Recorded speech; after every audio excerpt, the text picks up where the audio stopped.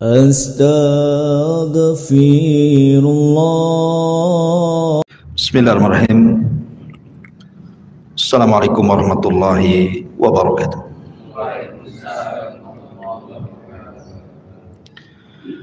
Alhamdulillah wassalatu wassalamu ala Rasulillah wa ala alihi wa sahbihi wa mawalah wa la hawla wa la quwata illa billahi wa ba'du. Alhamdulillah, di malam hari ini kembali kita bisa duduk untuk bertalabul ilmi, dan kita masih melanjutkan sejarah Rasul kita Al-Mustafa Muhammad ibn Abdullah alaihi salatu wassalam. Pada minggu yang lalu kita sudah menjelaskan perang terakhir yang dilakukan Nabi SAW, bahkan dipimpin langsung Nabi. Maka malam ini kita akan masuk pada akhir-akhir sejarah Nabi. Apa itu Hajjatul Wada, haji terakhir Rasul SAW. Namun sebelum saya jelaskan tentang kisah Hajjatul Wada, haji perpisahan Nabi dengan umatnya,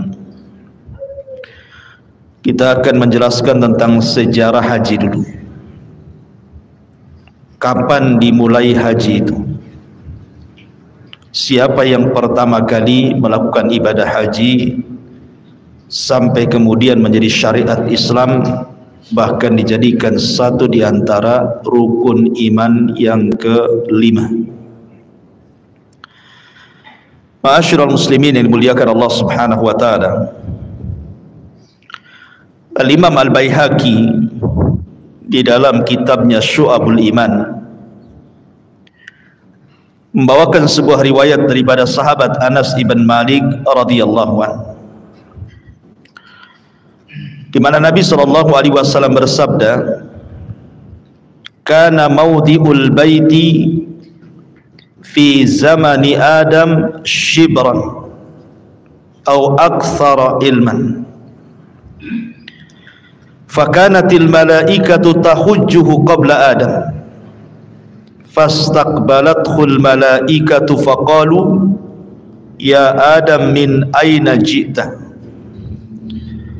faqala hajjajtul baita, faqalu qad hajjathul malaikatu qablak." Kata Nabi SAW berdasarkan riwayat Al-Imam Al-Baihaqi dalam kitabnya Syu'abul Iman dari Anas ibn Malik radhiyallahu anhu, dahulu Baitullah Al-Haram atau dikenal dengan Ka'bah hari ini itu hanya tumpukan tanah setinggi satu jengkal dan berwarna merah. Lah para malaikat mereka haji di situ. Maksudnya tawaf di situ sebelum Adam alaihi salatu wassalam. Maka ketika Adam alaihi salatu wassalam haji, kemudian selesai haji, para malaikat menemui Adam dan mengatakan, "Ya Adam min aina ji'ta, dari mana engkau datang?" Maka Adam mengatakan, "Hajajtu, aku baru saja melaksanakan haji di Baitullah Al-Haram." Maka malaikat mengatakan, "Qad hajjathul malaikatu qablak," sesungguhnya para malaikat sudah haji sebelum dirimu. Dari sini kita tahu bahwa sejarah pembangunan Ka'bah itu yang pertama kali membangun adalah para malaikat, karena malaikat yang pertama kali haji di situ. Tentu tidak lain karena malaikat ketika Allah Subhanahu wa taala menciptakan Adam mengatakan kepada Allah Subhanahu wa taala, "Ya Rabb, tidak perlu kau ciptakan Adam, cukup turunkan kami ke bumi biar kami yang bertasbih memuja dan memuji dirimu, supaya tidak ada pertumpahan darah dan tidak ada kerusakan di bumi. Tapi Allah Subhanahu wa taala mengatakan, inni a'lamu ma la ta'lamun. Saya lebih paham akan ciptaan Adam dibandingkan kalian wahai para malaikat. Lah ketika melihat kegigihan para malaikat inilah, maka Allah Subhanahu wa taala membangunkan untuk malaikat satu Ka'bah di langit yang disebut dengan Baitul Ma'mur. Inilah yang pernah dilihat Rasul saat peristiwa Isra dan Mi'raj. Rasul melihat setiap hari yang masuk ke Baitul Ma'mur itu 70.000 malaikat tawaf, kemudian mereka pergi dalam sehari, kemudian besoknya datang lagi dengan jumlah yang sama tetapi malaikat yang baru.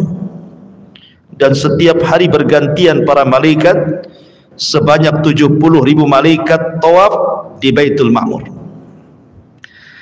Maka Allah Subhanahu wa taala merintahkan malaikat untuk membangun Ka'bah persis di bawah Baitul Ma'mur tetapi di bumi. Jadi Ka'bah itu kalau dibuat tegak lurus, itu di bawah Baitul Ma'mur, tempat kiblatnya para malaikat. Ya. Ma'asyiral muslimin yang dimuliakan Allah Subhanahu wa taala. Lah ketika Allah Subhanahu wa taala turunkan Adam dan Hawa karena sebuah dosa syahwat, terkena was-was iblis untuk memakan buah larangan, akhirnya Adam pun kemudian memakan buah larangan. Dan Allah Subhanahu wa taala firmankan dalam Al-Qur'an, "Qul nahbitu minha jami'a." Keluarlah kalian, turunlah kalian semuanya wahai Adam, Hawa dan iblis ke bumi. Fa imma ya'tiyannakum minni hudan. Kalau aku turunkan petunjukku, kata Allah, faman tabi'a hudaya fala khaufun 'alaihim wala hum yahzanun. Maka siapapun yang mengikuti petunjukku, kata Allah, maka mereka tidak akan takut dan tidak akan bersedih hati. Dalam riwayat bahwa Adam kemudian diturunkan di sebuah tempat namanya Sri Lanka di India sana. Kemudian Hawa diturunkan di Jeddah. Kemudian akhirnya Adam dan Hawa pun saling mencari. Dan ketika dekat sudah hampir berjumpa, dalam bahasa Arab disebut Muzdalifah. Akhirnya kemudian berjumpalah keduanya di tanah yang disebut dengan Arafah. Makanya Arafah disebut Arafah karena diambil dari di mana Adam mengenal Hawa dan Hawa mengenal Adam. Bahasa Arabnya itu Araf, mengetahui. Maka tempat itu sampai hari ini kemudian disebut Padang Arafah. Lah ketika Adam alaihi salatu wasallam dan Hawa berjumpa di Arafah, maka Allah Subhanahu wa taala ajarkan satu kalimat agar Adam mengucapkannya dalam bentuk tobat kepada Allah Subhanahu wa taala. Kalimat itu adalah Rabbana zalamna anfusana wa illam taghfir lana wa tarhamna lanakunanna minal khasirin. Ya Rabb, sesungguhnya kami telah mendolimi diri-diri kami. Kalau engkau tidak mengampuni dosa kami dan tidak merahmati kami, tentu kami termasuk orang yang merugi. Ketika keduanya mengucap kalimat ini, maka Allah katakan, fatalaqqa adamu min rabbihi kalimatin fataba alaihi innahu huwat tawwabur rahim. Ketika Adam mengucapkan kalimat yang diajarkan Allah ini, maka Allah pun kemudian menerima taubatnya, dan Allah adalah Tawwab, zat yang maha penerima taubat dan juga zat yang maha pengasih. Setelah kemudian Adam alaihi salatu wassalam tidak memiliki dosa, maka Adam kemudian bertolak dari Arafah ke mana? Menuju ke Baitullah Al-Haram. Maka disinilah kemudian Adam alaihi salatu wassalam diperintahkan Allah untuk melakukan ibadah haji. Dari sini menunjukkan bahwa Baitullah adalah bumi yang pertama kali Allah diibadahi di situ. Belum ada satu dunia ini tempat yang Allah diibadahi pertama kali oleh manusia kecuali di Ka'bah itu. Disitulah Adam alaihi salatu wassalam dan istrinya tawaf. Kemudian beribadah kepada Allah Subhanahu wa taala sampai memiliki anak keturunan dan wafat di situ. Saya akan menyebutkan beberapa pendapat para ulama. Pertama, disebutkan oleh Al-Imam Al-Mawardi. Al-Imam Al-Mawardi ini seorang fuqaha Syafi'i. Jadi ulamanya ahli fikihnya dari mazhab Syafi'i. Mengatakan bahwa menukilkan pendapat Abdullah ibn Abbas radhiyallahu anhu annahu qala, bahwa dia mengatakan, lamma ahbatallahu ta'ala Adam minal jannah ilal ardi, ketika Allah Subhanahu wa taala turunkan Adam dari surga ke bumi, qala lahu, maka Allah berfirman kepada Adam, ya Adam, idhhab fabni li baitan wa tuf bihi, wahai Adam, buatkan untukku satu rumah ibadah, kata Allah, dan setelah kau buat, tawaflah kau di situ. Wadhkurni, dan ingatlah diriku di sana, kama ra'aital malaikata tasna'u haula arsy, sebagaimana engkau melihat para malaikat melakukan ibadah di sekitar arsy. Maka dari sini bahwa manusia yang pertama kali membangun Ka'bah adalah Adam. Kalau dari kalangan malaikat ya tentu para malaikat kan itu.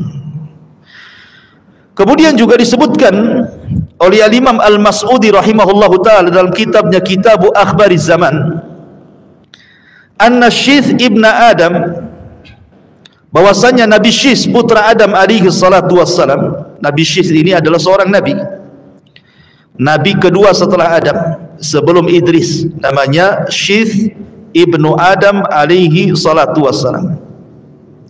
Umira bibina'il baiti, dia diperintahkan untuk membangun al-bait, baitullah.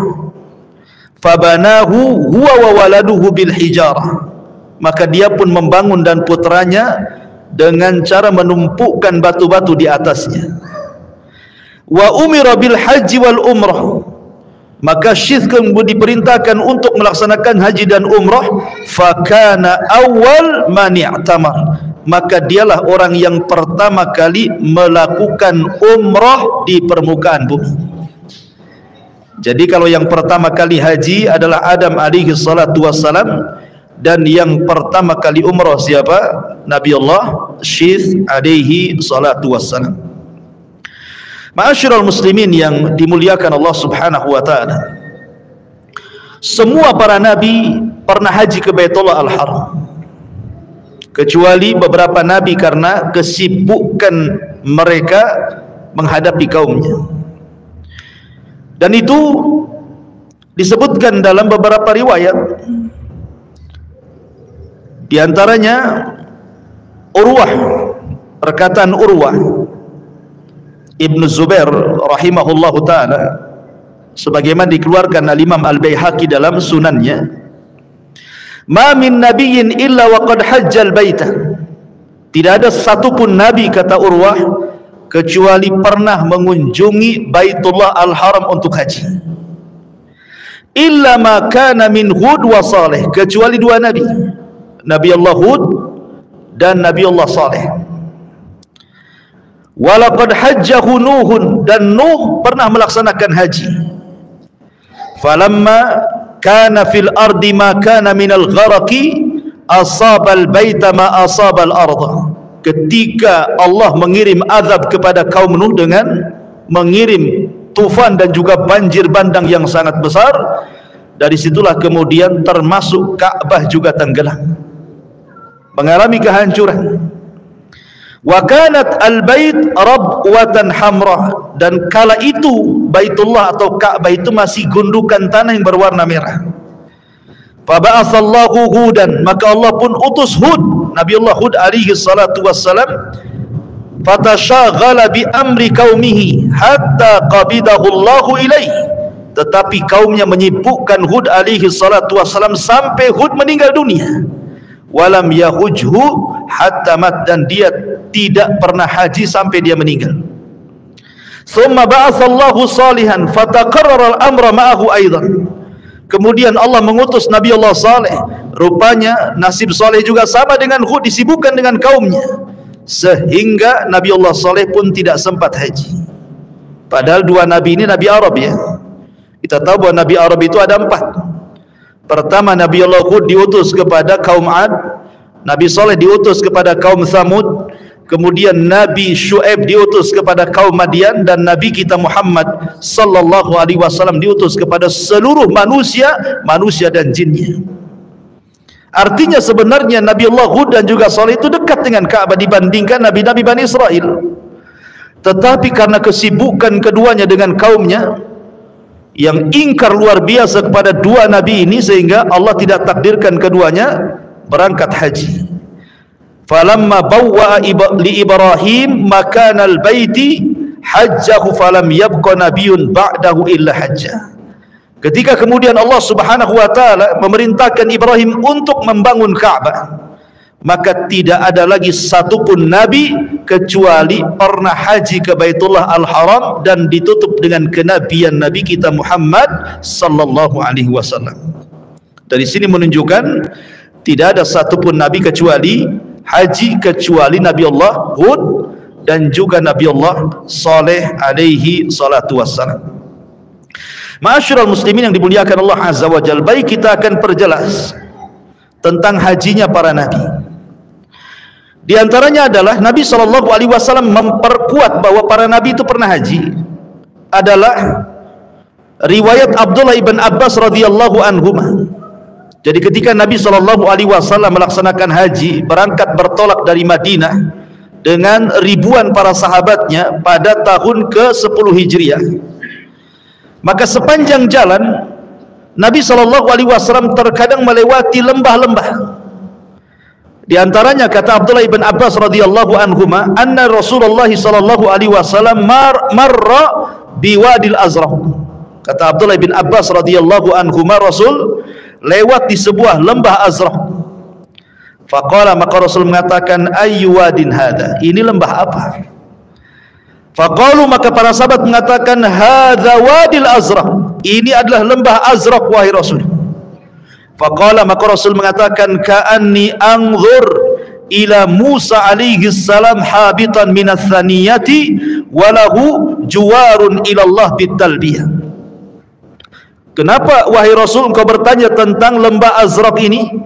Kata Nabi SAW, seolah-olah aku melihat Musa sedang turun dari atas bukit seraya mengumandangkan talbiyah labbaik Allahumma labbaik. Thumma ata ala thaniyatil Harsyah. Kemudian Nabi SAW melewati sebuah bukit namanya Harsyah. Kemudian Rasul mengatakan kepada para sahabatnya, ayyu thaniyati hadhi, ini bukit apa namanya? Sahabat mengatakan, thaniyatu Harsyah, ini bukit Harsyah wahai Rasul. Maka Rasul mengatakan, ka'anni anzur ila Yunus ibn Matta alaihi salam ala naqati hamra ja'datin alaihi jubbat. Beliau mengatakan, kenapa engkau bertanya tentang bukit Harsyah ini wahai Rasul? Maka Rasul mengatakan, tidak, seolah-olah aku melihat Nabi Yunus ibn Mattah, dia berada di atas untanya yang berwarna merah dengan menggunakan jubah dari wol, dan yang berwarna merah dengan menggunakan jubah dari wol, dan dia pun mengumandangkan talbiyah labbaik Allahumma labbaik. Dari sini menunjukkan Rasul memperkuat bahwa para nabi mereka datang ke Mekah untuk haji dan mereka mengumandangkan talbiyah labbaik Allahumma labbaik. Ma'asyiral muslimin yang dimuliakan Allah Azza wa Jalla, sedikit saya akan bicara tentang khilaf para ulama, perselisihan para ulama supaya semakin jelas lagi. Sebenarnya binaul baitil haram, yang pertama kali membangun Baitullah Al-Haram atau Ka'bah hari ini siapa? Satu pendapat, dan di antara mereka adalah pendapat Al-Imam An-Nawawi, kemudian Al-Imam Al-Azraqi, dan juga Abu Ja'far Al-Baqir mengatakan bahwa yang pertama kali membangun Ka'bah adalah para malaikat. Kenapa demikian? Karena malaikat ingin betul-betul melaksanakan perintah Allah Subhanahu wa taala dengan dibangunkan satu rumah di bumi tepat dengan Baitullah, rumahnya Allah bagi para malaikat yang ada di langit yang disebut dengan Baitul Ma'mur. Ini satu pendapat. Coba anak-anak itu ya, fokus ini, ditenangkan anak-anak itu. Kemudian yang kedua, pendapat Al-Imam Atha rahimahullahu ta'ala, pendapat Imam Atha rahimahullahu ta'ala mengatakan bahwa yang pertama kali membangun Al-Bait, maksudnya Al-Ka'bah Baitullah Al-Haram, adalah Nabi Allah Adam alaihi salatu wassalam. Kemudian pendapat yang terakhir adalah pendapat Imam Ibnu Katsir, kemudian Imam Ibnu Taimiyah, kemudian Imam Ibnul Qayyim mengatakan bahwa yang pertama kali membangun adalah Nabi Allah Ibrahim alaihi salatu wassalam. Maksudnya bangunannya, karena dulunya tidak dalam bentuk bangunan, hanya gundukan tanah yang berwarna merah gitu ya. Tetapi yang membangun Ka'bah yang kita saksikan hari ini, baik di YouTube kalau antum melihat ada orang yang sedang haji atau yang pernah haji atau umrah, itu adalah bangunan Ibrahim alaihi salatu wassalam, walaupun pondasinya bukan yang bangun Ibrahim, tapi sudah ada sebelum Ibrahim alaihi salatu wassalam. Dan ini diperkuat dalam firman Allah subhanahu wa ta'ala, wa idh yarfa'u Ibrahimul qawaida minal baiti wa Ismail. Dan ingatlah ketika Ibrahim meninggikan bangunan-bangunan Baitullah dan juga putranya Ismail. Ma'asyiral muslimin yang dimuliakan Allah subhanahu wa ta'ala, kemudian saya akan ulas sedikit tentang para nabi yang pernah haji ke Baitullah Al-Haram. Ada 5 nabi saya akan sebutkan. Pertama, Nabi Allah Adam alaihi salatu wassalam. Nabi Allah Adam alaihi salatu wassalam berdasarkan hadis Ibni Abi Labid dari Muhammad ibn Ka'b al-Quradi, dia mengatakan, hajja Adam falakiyathul malaikatu faqalu barri nusukaka ya Adam. Nabi Adam alaihi salatu wassalam haji, kemudian berjumpa dengan para malaikat. Maka malaikat mengatakan, perbaiki manasik hajimu hai Adam. Dari sini menunjukkan bahwa Adam haji. Kemudian yang kedua, Nuh alaihi salatu wassalam, berdasarkan hadis Urwah ibn Zubair yang tadi saya katakan, walaqad hajjahu Nuh, dan sungguh Nuh juga pernah haji. Dan itu dikeluarkan oleh Imam Baihaqi dalam sunannya. Kemudian yang ketiga, haji Ibrahim alaihi salatu wassalam bahkan setiap tahun. Sebagaimana diriwayatkan oleh ahli sejarah namanya Ibnu Ishaq rahimahullahu ta'ala mengatakan, kana Ibrahimu alaihi salam yahujjuhu kulla sanatin alal burh. Adalah Ibrahim alaihi salatu wassalam setiap tahun dia haji dari Palestina menuju Mekah dengan menunggang burh. Kemudian yang keempat, Nabi Musa alaihi salatu wassalam berdasarkan riwayat yang dikeluarkan Imam At-Tabrani dalam Mu'jamul Kabir dari Abdullah ibn Abbas radhiyallahu anhuma, ketika Nabi sallallahu alaihi wasallam salat di Masjid Al-Khaif, dia melihat ada sab'una nabiyan, dia salat bersama 70 nabi, di antara mereka adalah Nabi Musa. Kemudian Nabi sallallahu alaihi wasallam mengatakan, seolah-olah aku melihat Musa alaihi salatu wassalam. Kemudian dalam riwayat yang tadi saya sebutkan juga seolah-olah Musa turun dari ketinggian kemudian bertalbiyah mengucapkan labbaik Allahumma labbaik. Dan yang kelima, hajinya Isa bin Maryam kapan? Ketika nanti turun di akhir zaman. Nabi sallallahu alaihi wasallam menggambarkan dalam sebuah hadis, walladzi nafsi biyadihi la yuhilanna ibnu Maryam bifajjir rauha hajan au mu'tamiran. Kata Nabi SAW, demi zat yang jiwaku berada di tangannya, sungguh ibnu Maryam, maksudnya Isa, akan bertalbiyah, dia melaksanakan haji ataupun umrah. Jadi akhir zaman sebelum wafatnya Isa ibnu Maryam, maka dia sempat haji. Dan setelah hajinya Isa bin Maryam, tidak ada lagi orang haji. Ketika tidak ada orang lagi haji, maka datanglah pasukan yang dipimpin oleh Dzu Suwaikotaini, kemudian menghancurkan Ka'bah sampai ke dasar bumi dan diambil pembendaharaannya.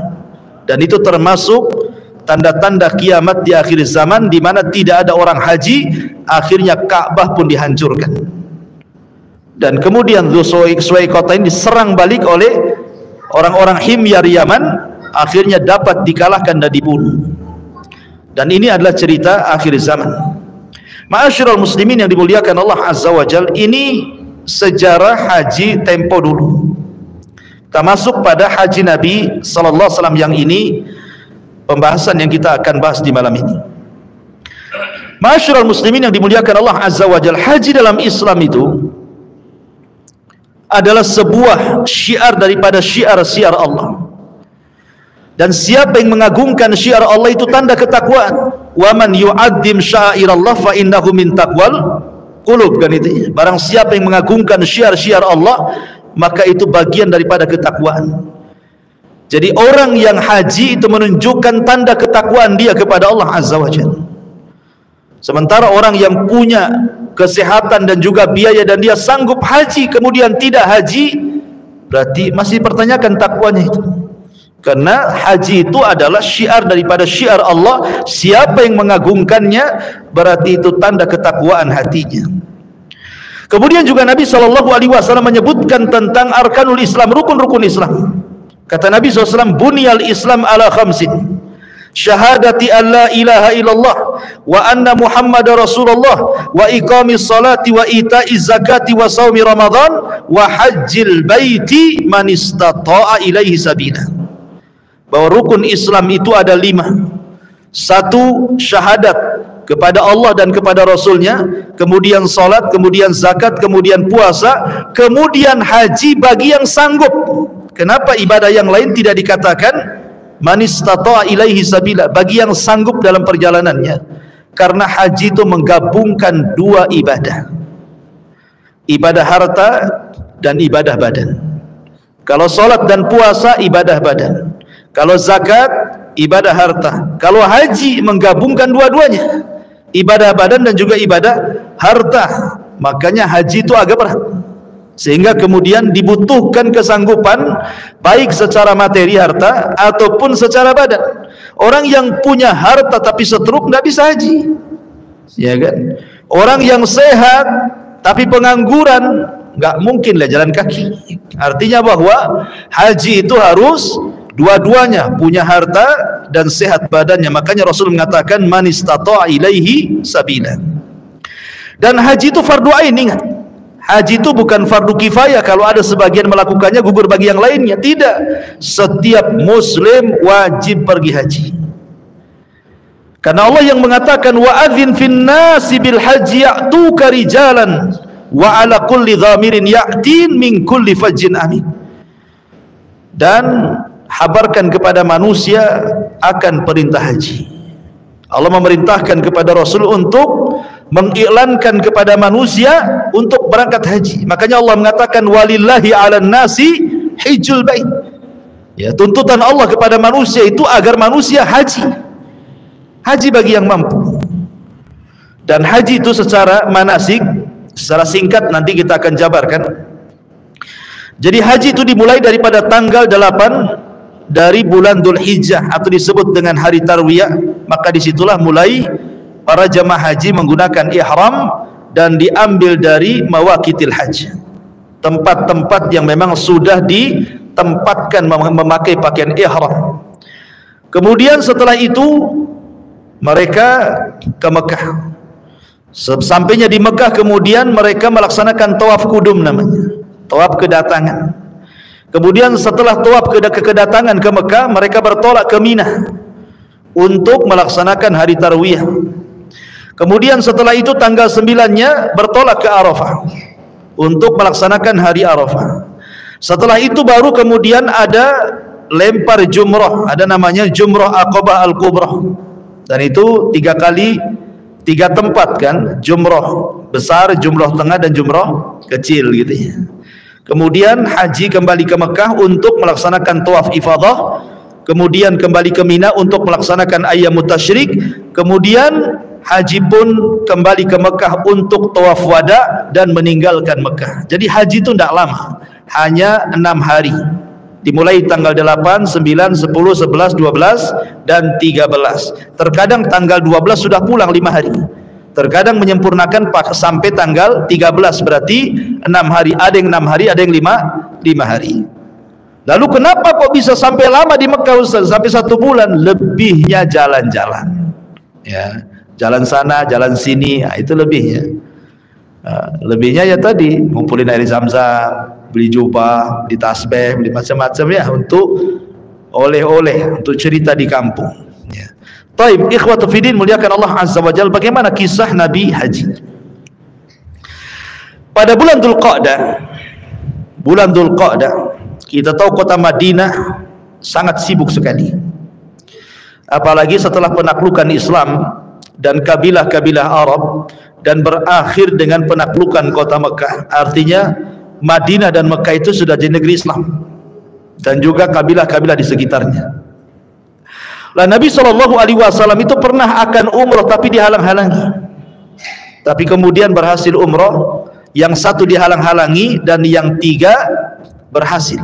Jadi Rasul itu umrah 4 kali, yang satu tidak berhasil tapi niatnya dianggap umrah, berarti umrahnya 4 kali. Lah Nabi SAW pada tahun ke-10 Hijriah itu berkeinginan untuk haji.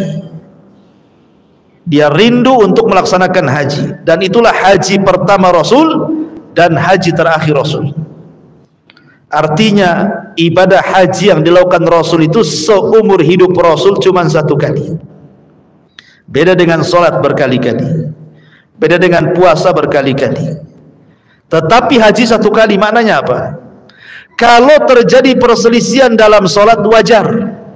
Rasul solatnya berkali-kali, yang melihat para sahabat pun bukan 1 tetapi ratusan para sahabat, sehingga banyak khilaf dalam masalah solat.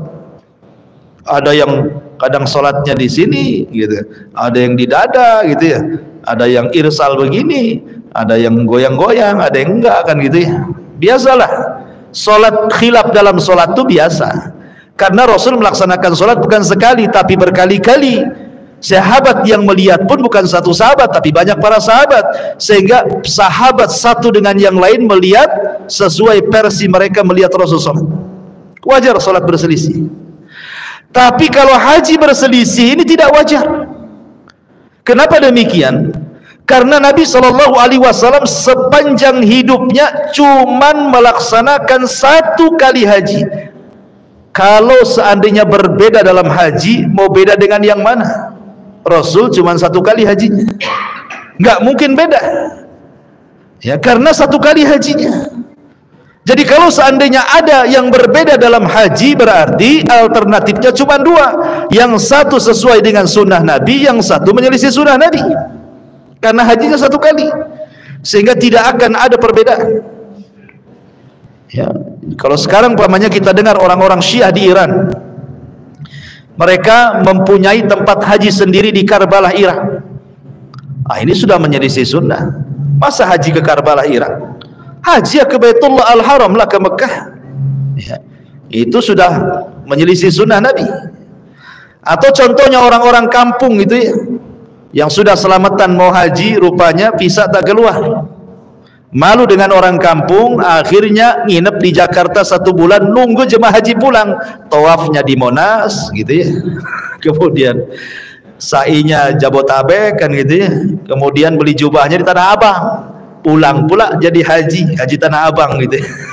Itu kan tidak bisa juga. Haji ya sudah jelas tempatnya di Mekah sana. Ya kalau nggak dapat haji karena bermasalah visanya atau karena apa-apa, ya bilang saja sama orang kampung, apa masalahnya.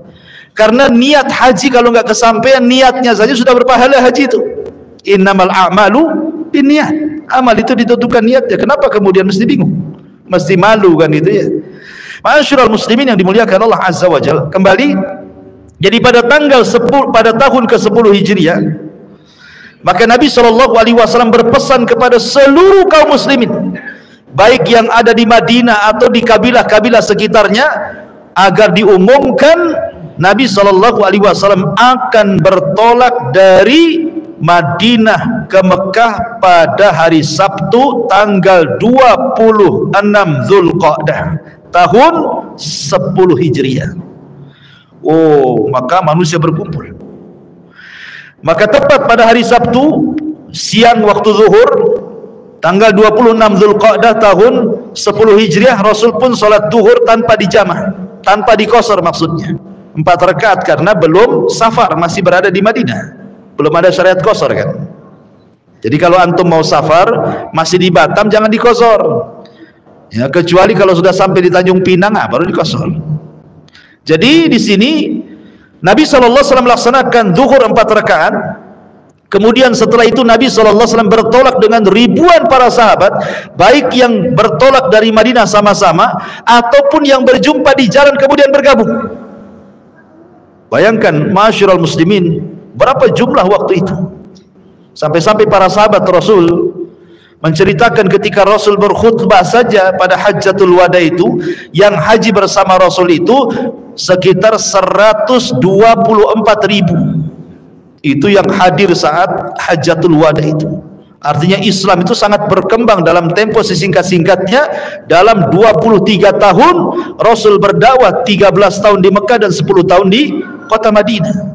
Bayangkan ketika haji, nampak tuh umat Islam di hadapan Rasul 124.000 di hadapan Nabi SAW yang ikut bergabung dalam haji itu. Ma'asyiral muslimin yang dimuliakan Allah Subhanahu wa taala, maka pada tanggal 25 Zulqa'dah, masih tahun ke-10 Hijriah, maka Nabi SAW dan kaum muslimin menghadapkan wajah kendaraan mereka ke arah Masjidil Haram dan mulai bertolak dan mengarahkan wajah mereka ke Masjidil Haram, ke Mekah Al-Mukarramah. Lah ketika kemudian tiba di sebuah tempat namanya Al-Baida, Rasul sampai di sebuah tempat namanya Al-Baida dengan pakaian yang sama, ya, kendaraan yang sama, kemudian kepala-kepala yang terbuka di bawah sengatan matahari. Mereka mengenakan sarung dan juga rida, artinya sudah pakai kain ihram tuh. Ya.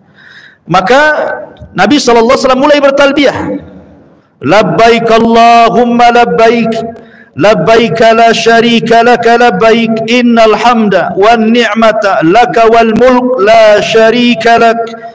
Aku penuhi panggilanmu ya Rabb, ya Allah, aku penuhi panggilanmu, aku penuhi panggilanmu, tidak ada sekutu bagimu, sesungguhnya pujian dan kenikmatan itu hanya milik dirimu ya Rabb, begitu juga kerajaan, tidak ada sekutu bagimu ya Rabb. Lah 6 mil, jarak 6 mil dari Mekah itu, tepatnya di Saraf, ada tempat namanya Saraf itu. Maka Nabi SAW mengumumkan kepada para sahabatnya, siapa yang tidak membawa hewan hadyu untuk dikurbankan, maka sebaiknya digabung antara umrah dengan haji. Tetapi yang kadang sudah membawa hewan hadyu, maka tidak bisa lagi, artinya harus haji saja tanpa umrah. Kan haji itu kan macam-macam. Ya, ada haji yang disebut dengan haji farad, ya, haji saja. Ya. Kemudian ada haji yang menggabungkan dengan haji dan umrah. Maka Nabi SAW, dan itu sebaik-baik haji. Sebaik-baik haji adalah yang menggabungkan antara umrah dan haji. Lah kebetulan Nabi sudah membawa hewan hadyu untuk dikorbankan itu pada tanggal 10 Dzulhijjahnya nanti kan. Makanya Rasul SAW tidak bisa umrah, hanya haji saja. Sehingga Rasul mengatakan, kalau seandainya aku bisa membalik waktu gitu ya, untuk tidak membawa hewan ini, tentu aku akan menggabungkan haji dan umrah. Tapi karena kadang sudah bawa haji, ya sudahlah, apalagi lah. Ya. Maka Nabi SAW kemudian setibanya di Makkah Baitullah Al-Haram, sebagaimana dikisahkan oleh Jabir bin Abdullah radhiyallahu an. Jadi ketika Rasul sampai di Ka'bah, maka Nabi SAW kemudian tawaf. Dan begitulah sunnahnya orang masuk Masjidil Haram, tidak seperti masuk masjid. Kalau masuk Masjid Al-Fajri ini ada sunnah namanya sunnah tahiyatul masjid, ya. Tapi kalau masuk ke Masjidil Haram, yang pertama dilakukan tawaf sebagai pengganti dari tahiyatul masjid. Jadi kalau antum tidak melaksanakan tahiyatul masjid, maka sudah tawaf, ya. Maka Nabi SAW kemudian tawaf. Maka Rasulullah SAW kemudian membuka sebagian bahunya dan menutup bahunya yang lain. Kemudian di putaran yang pertama lari-lari kecil. Jadi 3 putaran pertama tawaf itu lari-lari kecil. Baru kemudian di putaran sisanya maka jalan biasa. Lah ketika Nabi SAW kemudian memulai tawaf, beliau mencium Hajar Aswad. Jadi memulai tawaf itu dengan cara mencium Hajar Aswad, kalau tidak bisa cukup menyentuhnya, kalau tidak bisa melambaikan tangan dari jauh. Ya. Kemudian tawaf. Kemudian di antara dua maqam nanti kita disuruh membaca Rabbana atina fid dunya hasanah wa fil akhirati hasanah wa qina adzabannar. Nah, setelah itu kemudian Nabi SAW salat di belakang maqam sebelum melaksanakan sa'i. Kemudian Nabi SAW setelah salat di belakang maqam 2 rakaat, kemudian Nabi SAW mulai sa'i dan membaca ayat Innas Safa wal Marwata min syairillah. Sesungguhnya Safa dan Marwah adalah bagian daripada syiar Allah Subhanahu wa taala. Ketika Nabi SAW sampai di Bukit Safa, kan Bukit Safa di sini Bukit Marwah gitu ya. Maka Nabi SAW berdoa, La ilaha illallah wahdahu la syarikalah, lahul mulku wa lahul hamdu wa huwa ala kulli syai'in qadir, la ilaha illallah wahdah anjaza wa'dah wa nasara 'abdah wa hazamal ahzaba wahdah.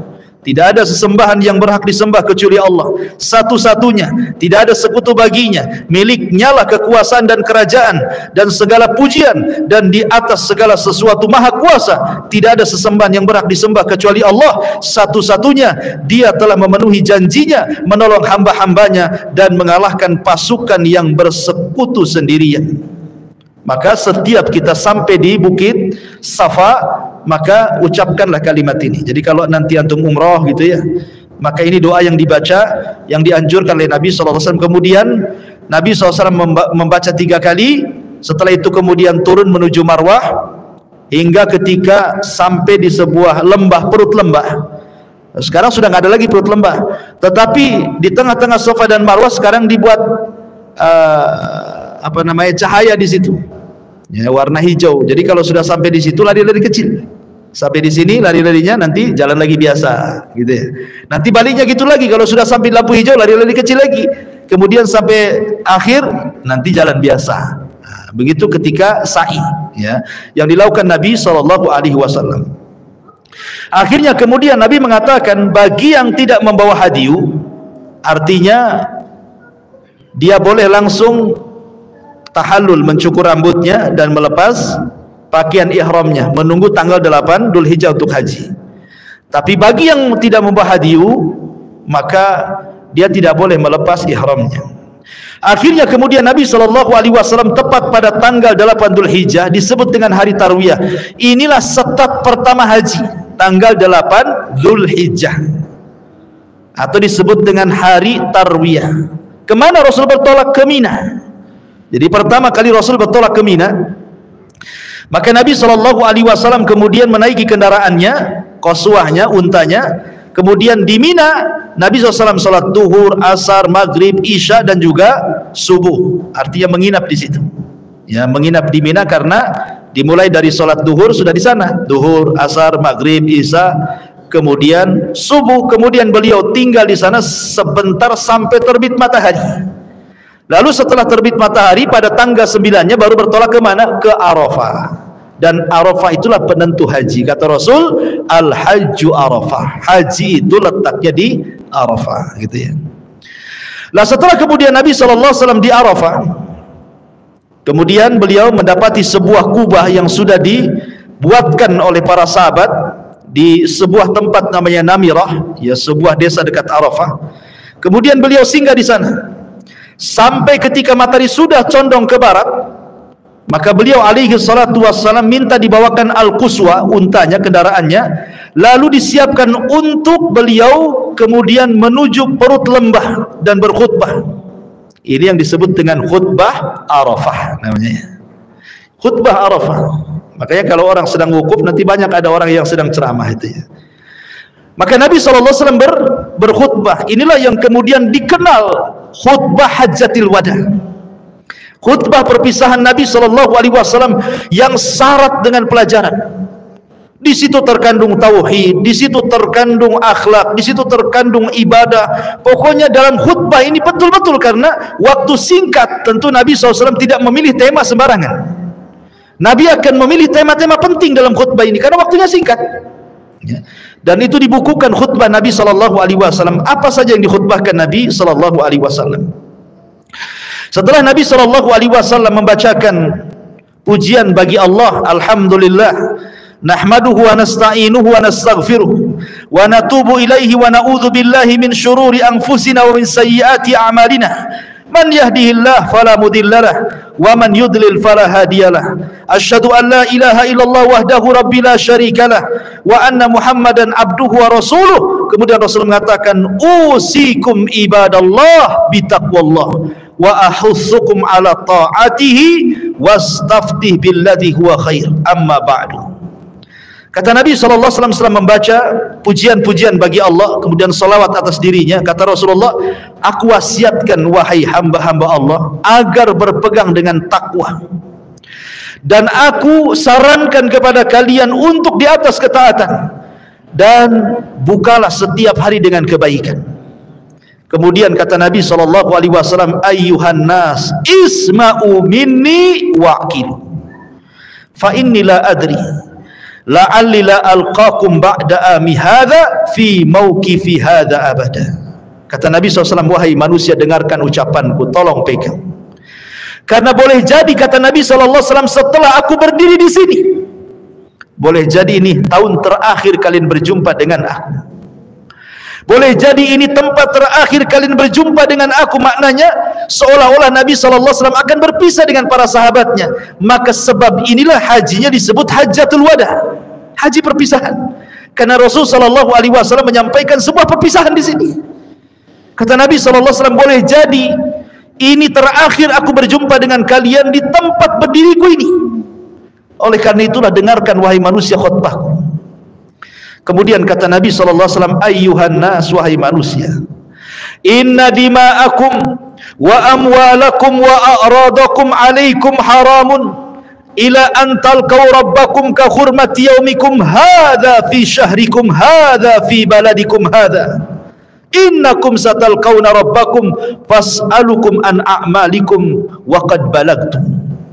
Kata Nabi SAW, ingatlah darah-darah kalian, harta-harta kalian, kehormatan kalian haram, tidak boleh ditumpahkan, sampai kalian menghadap Rabb kalian seperti haramnya hari ini, seperti sucinya hari ini, maksudnya hari Arafah, seperti sucinya bulan ini, maksudnya bulan Dzulhijjah, seperti sucinya negeri ini, maksudnya negeri Mekah.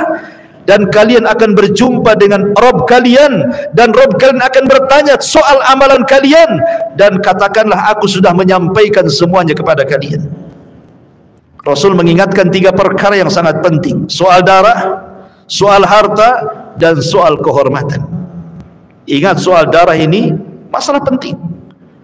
Rasul pertama kali menyampaikan soal pembunuhan darah, ya.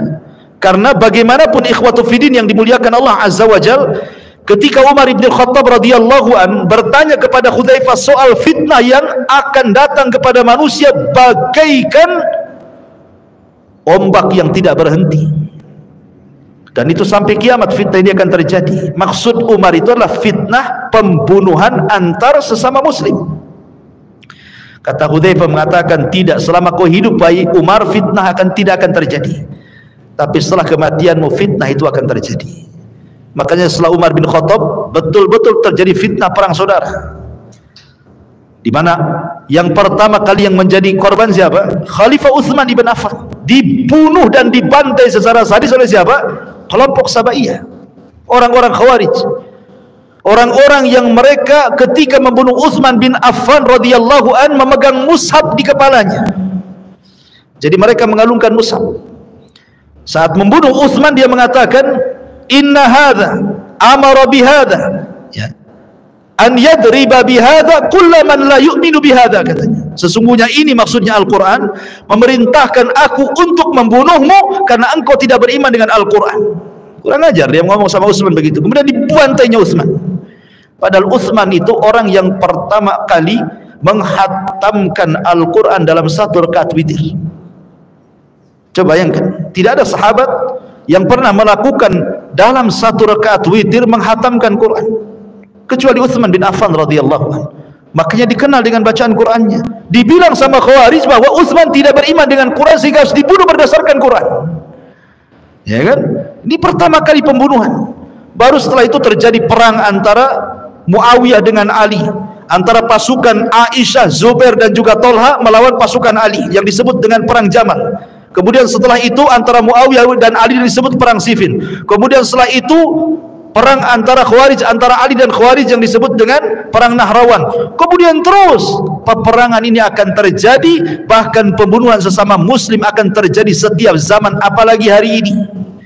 Persis yang disabdakan Rasul, orang yang membunuh tidak tahu alasan kenapa dia membunuh, dan orang yang dibunuh lebih bingung kenapa bisa dibunuh. Ya, stres orang sekarang bunuh-bunuhan itu. Gara-gara parkir bunuh-bunuhan, kan itu ya. Gara-gara hutang 200.000 bunuh gitu. Gara-gara rebutan waris bunuh, tersinggung sedikit bunuh. Udah main bunuh aja sekarang ini. Ya.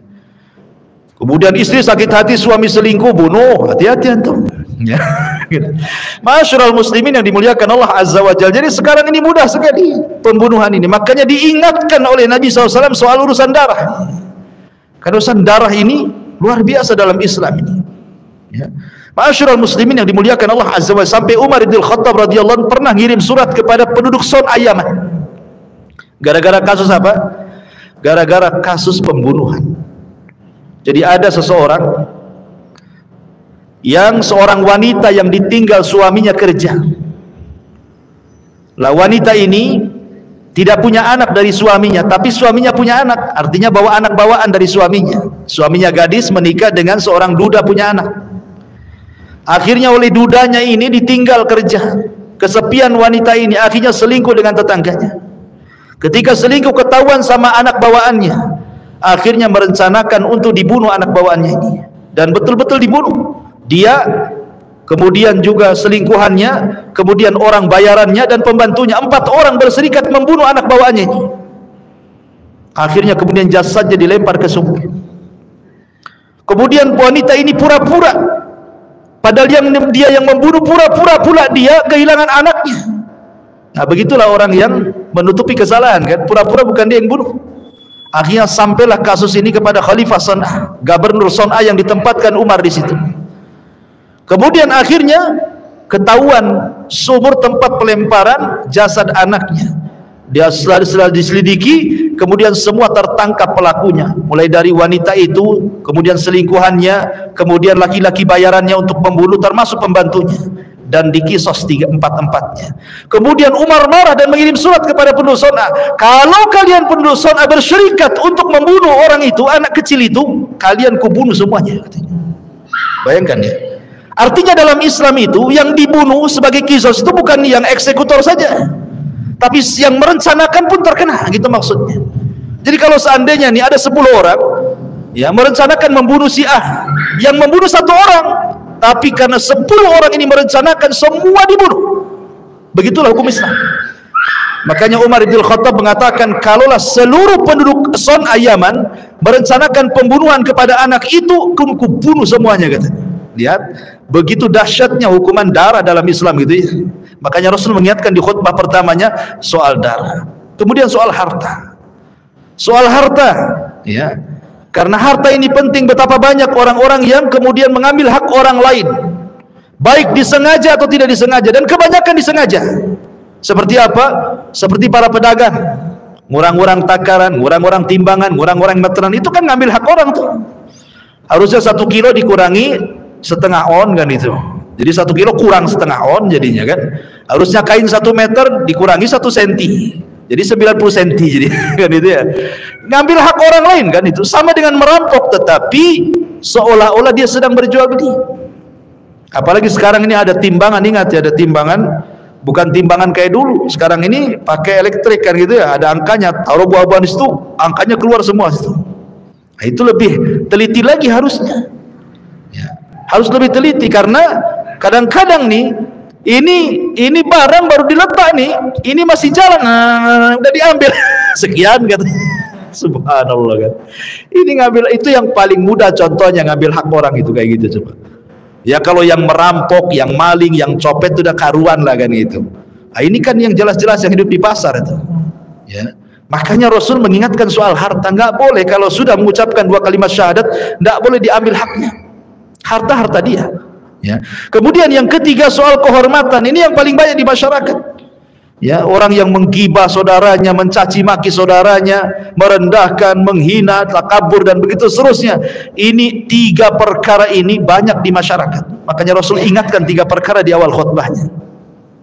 Kemudian yang kedua kata Nabi SAW, ayyuhan nas, wahai manusia, inna rabbakum wahid, ala la fadla li arabiyyin ala a'jamiyyin, wala li a'jamiyyin ala arabiyyin, wala li ahmar ala aswad, wala li aswad ala al-ahmar, illa bitaqwallah, inna akramakum indallahi atqakum. Wahai manusia, Rabb kalian itu satu. Kita ini punya satu Tuhan, tidak perlu cari-cari Tuhan yang lain. Tuhan kita satu Allah. Bapak kita juga satu, namanya Adam. Kita semua dari Adam. Tuhan kita satu. Sehingga jangan dibeda-bedakan, mau anda orang Arab, mau anda non-Arab, mau anda berkulit merah, mau anda berkulit hitam, mau anda berkulit putih. Tidak ada beda kata Rasul. Yang membedakan kalian hanyalah taqwallahi azza wa jalla. Kemudian Rasul membacakan ayat, inna akramakum indallahi atqakum. Paling mulia di antara kalian di sisi Allah adalah orang yang bertakwa. Jadi tidak perlu saling mengejek. Jangan merasa Arab kemudian lebih tinggi dibandingkan non-Arab gitu. Ataupun sebaliknya. Karena Islam itu tidak memandang perkara kesukuan, perkara kekayaan, perkara pangkat dan jabatan, semua di hadapan Allah itu sama. Semua di hadapan Allah sama. Makanya ketika manusia dibangkitkan pada hari kiamat kata Rasul, yuhsyarun nas yaumal qiyamah khufatan uratan ghurlan buhman.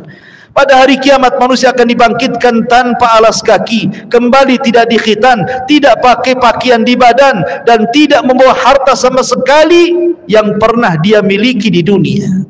Mau dia orang kaya, mau dia orang miskin, mau dia pejabat, mau dia rakyat, mau dia siapapun, dibangkitkan sama di hadapan Allah. Lalu apa yang dipertanggungjawabkan? Takwa kita yang dipertanggungjawabkan di hadapan Allah. Kemudian Nabi SAW yang ketiga mengatakan, faman kanat indahu amanah falyu'addiha ila man i'tamanahu 'alaiha, wa inna kulla riban mawdu'un walakinna lakum ru'usu amwalikum la tadlimuna wa la tudlamun. Wa qadallahu annahu la riban wa inna riba ammil Abbas ibni Abdul Muttalib mawdu'un kulluhu wa anna kulla damin kana fil jahiliyati mawdu'un wa inna awwala dima'ikum adau damu Amir ibni Rabi'ah ibn al-Haris ibni Abdul Muttalib fahuwa awwal ma abda'u bihi min dima'il jahiliyah. Kata Nabi SAW, barang siapa yang dititipi amanah, maka laksanakan amanah itu pada tempatnya. Anda dititipi amanah jabatan, maka baiklah dalam menjaga jabatan. Anda dititipi kekayaan, maka baiklah mengelola kekayaan. Karena malun soleh li rajulin soleh, harta yang baik itu kalau dikelola orang baik. Anda dititipi anak, maka perbaikilah, didik mereka anak-anak itu. Pokoknya apapun amanah dari Allah, laksanakan. Kemudian kata Nabi SAW, ingat, seluruh riba aku hapuskan dengan kedatangan. Karena di zaman jahiliyah itu terkenal yang disebut dengan riba nasyiah. Dalam bahasa kita ini rentenir. Kalau pinjam 1 juta harus kembalikan 1.200.000 kan itu ya. Kalau pinjam 5 juta harus dikembalikan 6 juta. Itu orang-orang jahiliyah seperti itu di zaman Nabi. Maka Rasulullah SAW mengatakan, ingat bahwa kalau kalian pinjam-meminjam, cukup diambil uang pangkalnya saja. Kalau memang meminjamkan 500, diambil 500, jangan dilebihkan kata Nabi. Kalau minjam 5.000, maka ambil 5.000, jangan dilebihkan. Ambil pokok daripada harta itu saja. Jangan mendolimi dan jangan mau didolimi. Karena Allah Subhanahu wa ta'ala sudah memutuskan bahwa riba dihapuskan, termasuk riba keluargaku sendiri kata Rasul, ribanya Abbas ibn Abdul Muttalib semua kuhapuskan, tidak ada riba. Kenapa Rasul sangat keras masalah riba? Karena riba ini dosanya lebih besar, 1 dirham uang riba yang antum makan lebih besar dosanya dibandingkan 36 berzina dengan wanita pelacur. 1 riba, 1 dirham uang riba itu lebih besar dosanya dibandingkan 36 kali berzina dengan wanita pelacur. Naudzubillah. Sementara riba zaman sekarang ini sudah menyebar di mana-mana. Di tiang listrik ada riba, di pohon mangga ada riba, di pagar rumah ada riba. Silahkan pinjam dengan bunga kecil katanya, tempel di tiang listrik, ya, tempel di pagar, tempel di pohon pisang. Jadi semua ada riba. Pohon pisang ada riba, pohon mangga ada riba, di pagar ada riba, semua di riba. Di masjid pun di temboknya ada riba. Silahkan ya pinjam dengan bunga sedikit, syaratnya KTP saja kan. Subhanallah kan. Memang riba di luar biasa ya. Makanya dari 14 abad yang silam Rasul sudah wanti-wanti soal riba ini. Ya.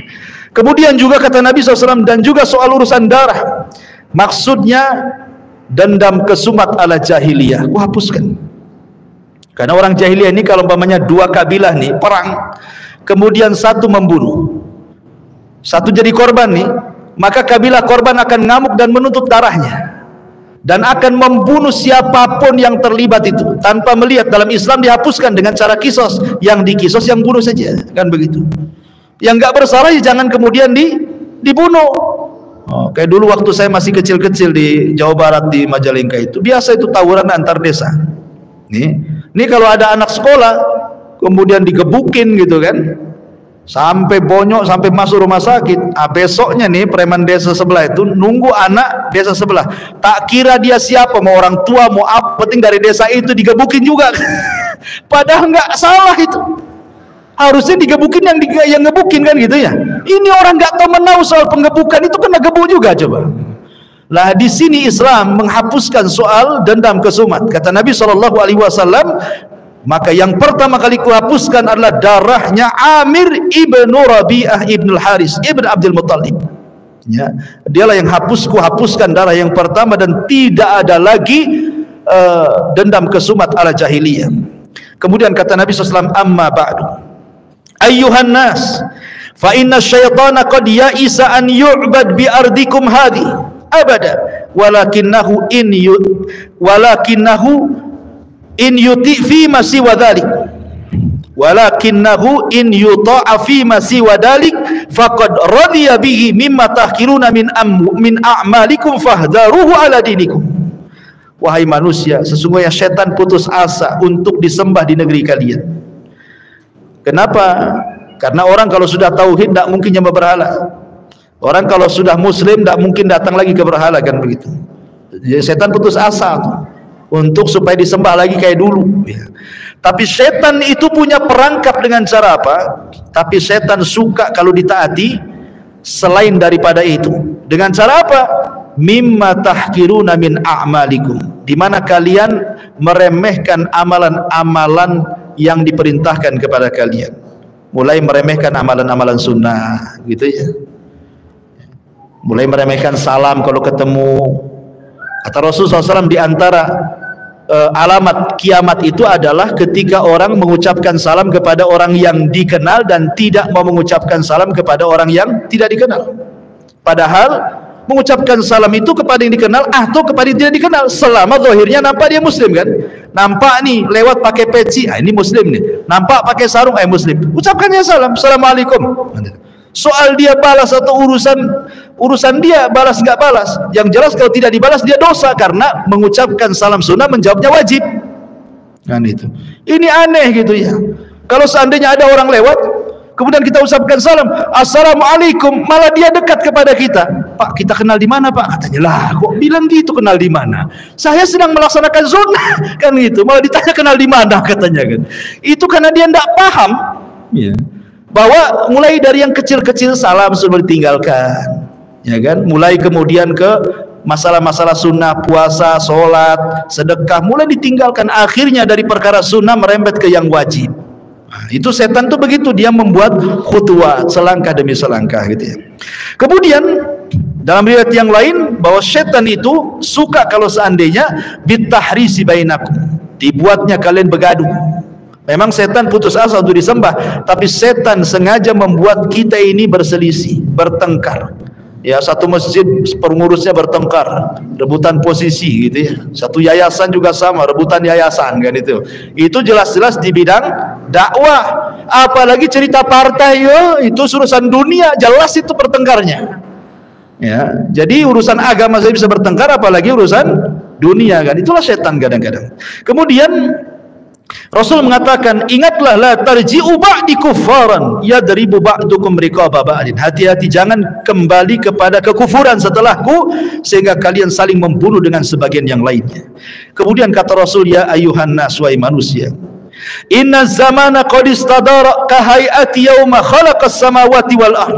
Kemudian Rasul membacakan, inna iddatash syuhuri indallahi 12 syahran fi kitabillah ila akhiril ayah, sampai kepada minha arba'atun hurum salasatun mutawaliyatun dzulqa'dah wa dzulhijjah wal muharram war rajabul mudhar bainal jumadi wa sya'ban. Kata Nabi SAW, ingatlah bahwa zaman itu berputar. Ketika Allah menciptakan langit dan bumi, bilangan bulan itu 12. Dari 12 bulan itu ada 4 bulan yang disebut bulan suci. Kemudian Rasul menyebutnya, yang pertama Dzulqa'dah, kedua Dzulhijjah, ketiga Muharram, dan yang keempat bulan Rajab, di antara bulan Sya'ban dan bulan Jumadil akhir. Taib. Kemudian Nabi mengatakan, amma ba'du ayyuhan nas. Mulai Rasul mengingatkan soal keluarga. Ingat, Nabi mulai mengingatkan soal keluarga. Kenapa? Karena ingat bahwa terbentuknya masyarakat yang baik itu dimulai dari keluarga yang baik. Kalau keluarga baik, insya Allah masyarakatnya baik. Tapi kalau keluarga tidak baik, masyarakatnya tidak akan baik. Karena masyarakat itu muncul dari keluarga. Bangsa yang baik itu kalau masyarakatnya baik, dan masyarakat yang baik kalau keluarganya baik. Maka Rasul mulai dari yang kecil, karena keluarga itu miniatur negara masalahnya. Apa kata Nabi SAW? Ayyuhan nas, inna linisaikum alaikum haqqa walakum alaihinna haq. Ingat, masing-masing kalian punya hak, wahai suami istri. Istri punya tuntutan kepada kalian, kalian pun suami punya tuntutan kepada istri. Apa tuntutannya? Kemudian Rasul mengatakan, lakum alaihinna alla yuti'na furushakum ghairakum wala yudkhilanna ahadan takrahunahu buyutakum wala ya'tina bifahishatin fa in fa'alna fa innallaha qad adina lakum an tahjuruhunna fil madaji wa tadribuhunna darban ghaira mubarrihin fa in intahayna falahunna rizquhunna wa kiswatuhunna bil ma'ruf wastawsu binisa'i khaira fa innahunna indakum awanun la yamlikuna li anfusihim syai'a wa innakum innama akhadtumuhunna bi amanatillah wastahlaltum furujahunna bi kalimatillah fa'kilu.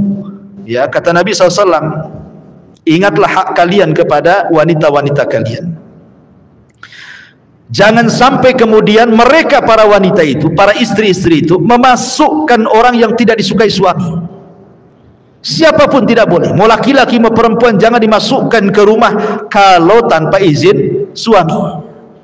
Karena kebanyakan istri-istri zaman sekarang ini kan, suami pergi kerja dari pagi, dia tahu pulang sore kan gitu ya.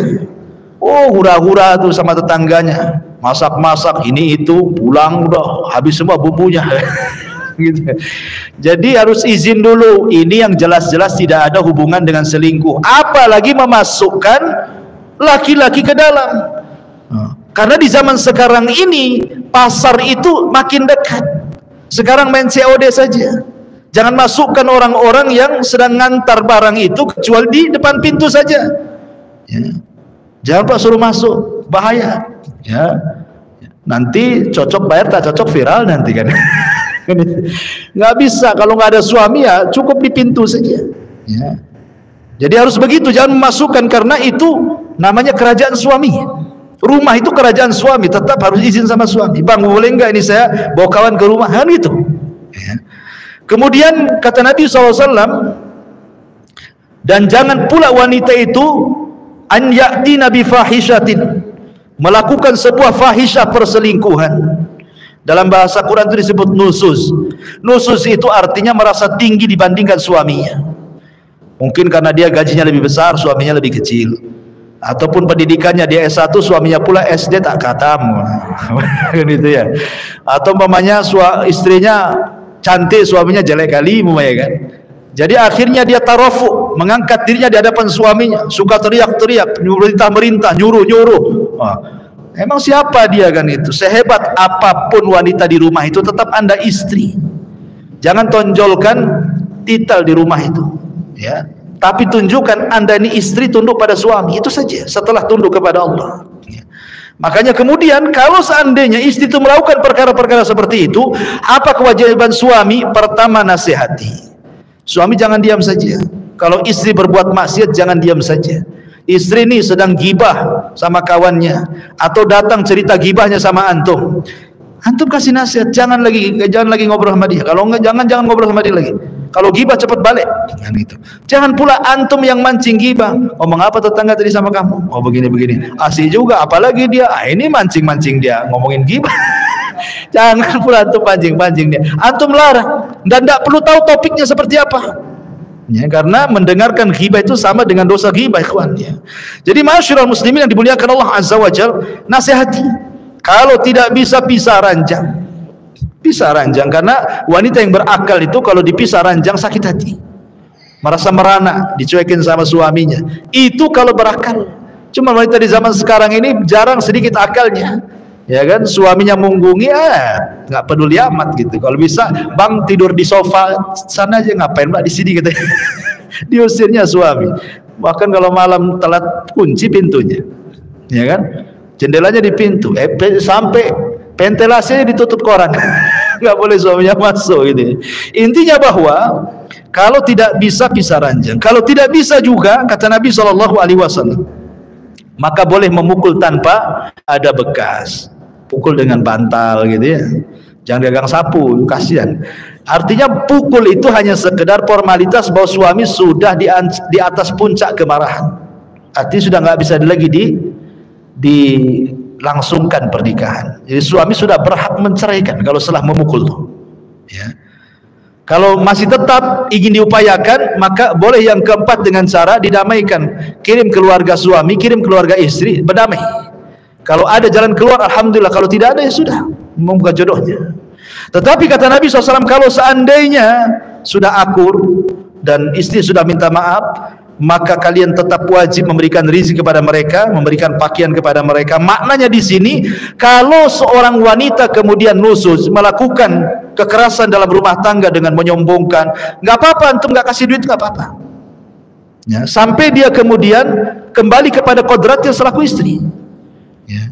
Karena imbalan daripada istri itu melaksanakan hak, makanya kita kasih uang belanja, kasih pakaian yang sopan gitu ya, kasih tempat tinggal kan. Kalau mereka tidak melaksanakan itu, maka kita boleh menghentikan tuh. Ya. Saya nggak kasih bulan ini, kenapa? Kau kurang ajar sama aku, kata. Nah kalau bulan depan kau balik, aku kasih. Nah, gitu maksudnya.